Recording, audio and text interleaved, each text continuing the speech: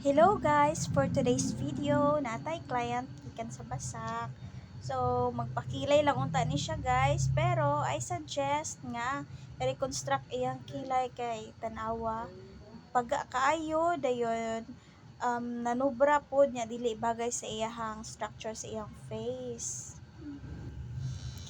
And mao ni ang result sa among mapping ug mao ni ako ang forma kaning outline guys mao ni ako ang reconstruct. So mao na ni iyang forma. Ang kaning exist ato na lang na siyang i-laser after, and iyang heads dapit na ay mga stroke nga nang lapas pod. So hapit na siya magtagbo guys. So kinahanglan gyud na siya i-erase niyo dako kay siya trabahoon.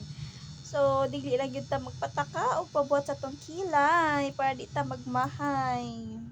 And then, finally, nahuman na nami og forma guys. Humana na po mi og shading. So, finished product na yun na siya. Humana po na ako siya og laser. Kanang medyo nag-red-red nga parts.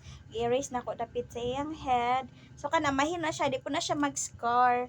So, ang result ani, dito na ni sa second session. Dito na ni pang-adjustanan kay ang iyahang daan nga kilay is perting ituma. So, ako ra pod gi gukod-gukod ang color. So, mao na ni siya, ako na siyang gibutangan og concealer para di ra pod kay siya maulo kay nag-red-red pa man.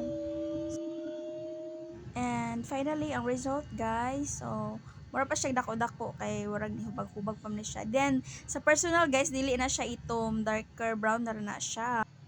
And mugamay pa na siya mo subside after nga mawala na ang hubag. So, dito na siya mahil guys. Update lang ta mo sa next session niya. Ako lang i-post. Thank you. Bye!